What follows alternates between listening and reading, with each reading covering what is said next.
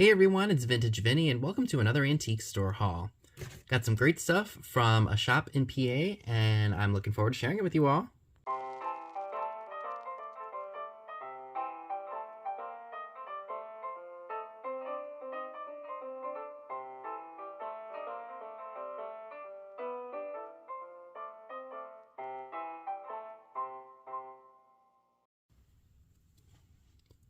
So I spent probably a little over $100 on what you're going to see in this haul. Some things are to keep, some things are to sell. So without further ado, let's go ahead and get started. This is not from this shop. This is from the Goodwill that's in town. This is just a Westmoreland milk glass candy dish. Some of the gold is worn off on it, but it is free of any cracks or chips. And if we look on the bottom, it's gonna be hard to see, but it does say WM for Westmoreland glass. It's got painted on flowers that are in good condition. And then I've also got some other stuff that came from the Goodwill as well that I'll share with you. But we're gonna show all of this stuff first. Look at this old, I was about to say name tag. It's a noisemaker. And you know it's older because the handle is wooden. Love the graphics on that. I mean, these are definitely really cool pieces. I'll probably be keeping this one for myself. I did find a really nice orange crackle glass pitcher. I don't think this is Amberina. It does not glow. It was in a booth that was 50% off an already killer deal of $2, so I only got it for $1. As I've mentioned before, Katie of Vintage and Vinyl and I will be doing an industrial live sale at the end of this month, so make sure that you stay tuned for that because we do like to offer rusty, crusty tins and all kinds of other fun things that we can find. So I did find a velvet pipe and cigarette tobacco tin. I assume this is probably the pocket size based on the width of it. It's in good shape. I got it for a really good deal and it was 20% off. Doesn't smell like tobacco anymore, but that was just really fun. I did splurge a little bit and buy myself one of these flower brooches. I love these. I think they are super, super fun. I think it was originally 10 and then I got it 20% off. I'm sorry, 25% off. So I got it for like, what, $7.50? Take this tag off of here real quick. There we go. So like I said, I splurged a little bit, but I love the color and it is just awesome. I found this glass flower. I was about to say a flower frog. I have no idea who made it or if it is older, but I do know that people like these to put them in vases and such, or just have them laid out on a table or something for decor. So I went ahead and picked that up. Not broken anywhere. I don't think that this is, man, it's probably from where it was broken off of the thing when it was made, but that's really nice. I've got a thing going for the World's Fair stuff. I think Trusty Huckster was the one who got me started on all that because I find some really neat stuff here from World's Fairs from the 30s into the 60s. So this is awesome. This is a mechanical pencil for the 1933-1934 World's Fair, so that's awesome. This was a bit of a splurge. This was $20. This is a Hopalong Cassidy thermos from 1950. I don't think, oops, sorry if that was a little loud. It has a cork stopper, but I don't think that that's original to it. I think that was just put in there for, I guess just to, I don't know. But I have the lunchbox, so I now have the thermos that goes along with it. So that's definitely a good pickup. So this is awesome. This is a Corriga Dental. I think it's supposed to be a powder of some sort. People love these old tins as displays in their bathrooms. So anytime I can find these, I will pick them up. I loved this one. I saw this in this booth and I was like, I gotta pick this up. It's an old Tums tin. And I have never seen I never knew that they were this small because now they're like really these big old discs. So that's really cool, and that's probably, I don't know when this was from. It just says made in USA. So cool. This is really cool too. This is a Edison Mazda lamps light bulb tin.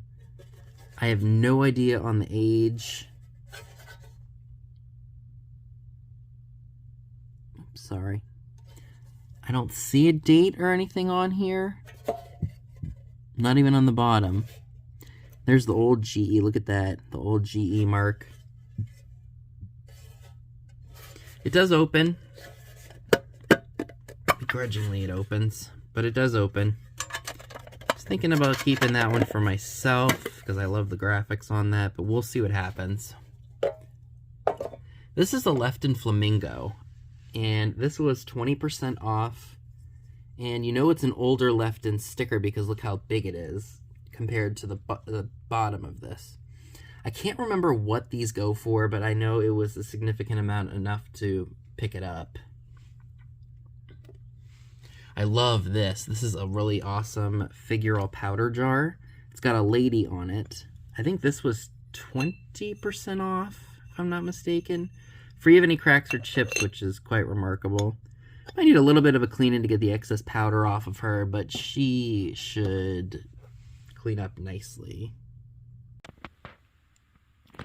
So these are awesome. These are plastic Christmas trays.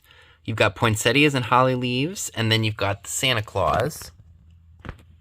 And I got all 4 of these for one price. I knew these were older because it has a 49-cent stamp on the back of it, on each of them. Some are a little bit more legible than others, but I couldn't leave those behind. I think those are awesome. So this is really cool. I've not seen anything quite like this before, but based on what the sticker said, these were for soup, like you were to serve soup in these. And on the bottom, it might be hard to make out, but I think it says something Ware USA. So that's the yellow one. Let's see if maybe it's easier to read on this one. Again, it just said, oops, sorry, it says Ware USA. So that's the green one.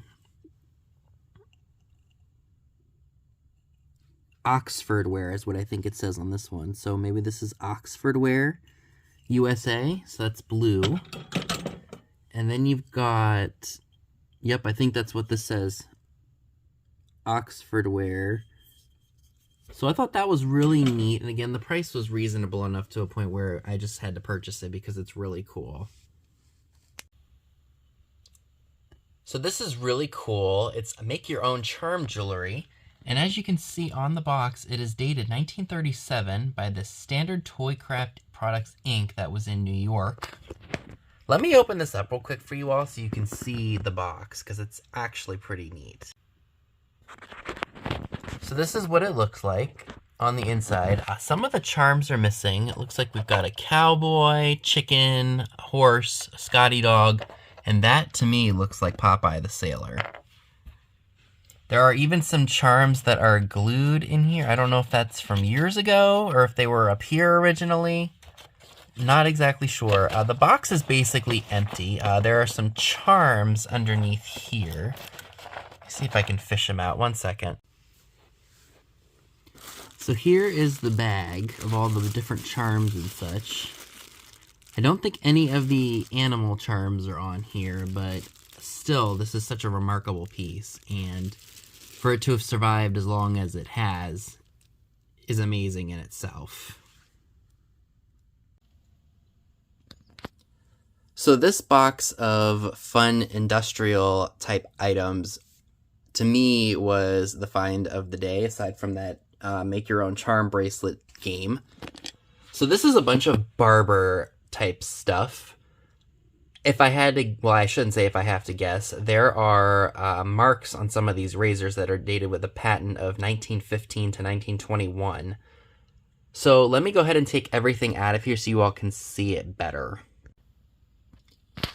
So this is the holder for the razors. It was supposed to be on a wire because these are wheels right here, and I guess there would be like a wire line maybe across the whole shop, so that way multiple barbers could use the different razors and such. So this is what held the wires, I assume, based on the hooks, and then that, I guess you could say that somewhat of a pulley system. So these are awesome. These are Brent Clippers. It's marked Brent right there, trademark. And then if we look on the, is it on this side or is it on the other side? Oh, right here on this side. So it says, boy, that's going to be difficult. Forgive me. So Brown Sharp Manufacturing Co. It looks like there's some patent dates for 1879, 1884, and 1892. But I don't know if that's how old these are. I can't imagine having to crank these to use them. I mean, that must have just been a very tedious task back in the day. Thank goodness we've since evolved from that. And then also is this Permage. I think this was a razor sharpener. These are a lot cleaner than what they were when we found them, or when I found them. And this just looks like a sharpener of some sort. I'm not sure that anyone is going to want that, but I'm thinking I'm going to go ahead and lot these three together at a sale and just sell them together. I think somebody would like these for their bathroom, or heck, if they just have a man cave and they want to display old-timey things like this, I think they would absolutely love to get their hands on this. I also have this lamp that it came with the lot as well. Got a handle. Looks very similar to the industrial lights that we use nowadays, just much older. Not sure what I'll do with that. I may end up holding on to it for the sake of the other items, but we will see. And the cord looks to be in really good condition on it, so I know that this will probably still work today. So these were what initially drew me to buying this lot here. It's these razor cutters, or hair cutters, made by the More Electric Hair and Cutter by the More Electric Corp. That was in Chicago. And this one has a patent date of November 8th of 1921. This one here, and by the way, like I said, we did soak these and let them clean up a little bit. This one's got a patent date of December 28th, 1915. And this one here has a date. It's the same thing, I believe. So cool. My hands are still getting a little dirty from some of it. But these, like I said, I've never seen before. I tried looking them up on eBay. I could not find them anywhere. But just to have them in my possession is quite remarkable.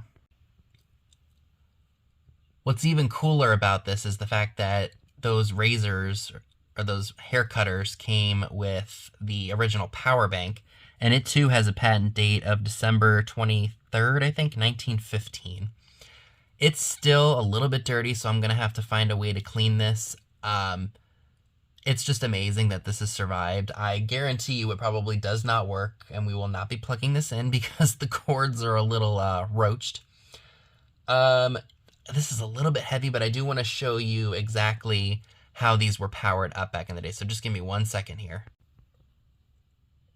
So this is hooked up to that motor.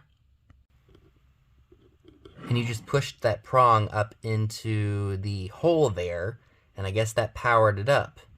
Now, it's much easier today where the cord is literally just attached to the hair cutters themselves, and you don't even have to worry about all this craziness. But you know what? This is a piece of history. Whoops, sorry about that. Total piece of history right here, and that's why I decided to pick this stuff up. Because, like I said, I've never seen this before, and what do you all think? Was $32.50 worth it for all this stuff? Because I think it was. And I think I'll be able to make a little bit of my money back on it, because I mainly bought this lot for these hair cutters here because they're just so stinking cool. And the fact that it's got the original pulley system and the cordage is just amazing to me. So I do want to thank you all so much for watching. I hope you all enjoyed this video. Let me know down below in the comments section what were your favorite items from this haul. and I will see you all in my next video. Bye, guys.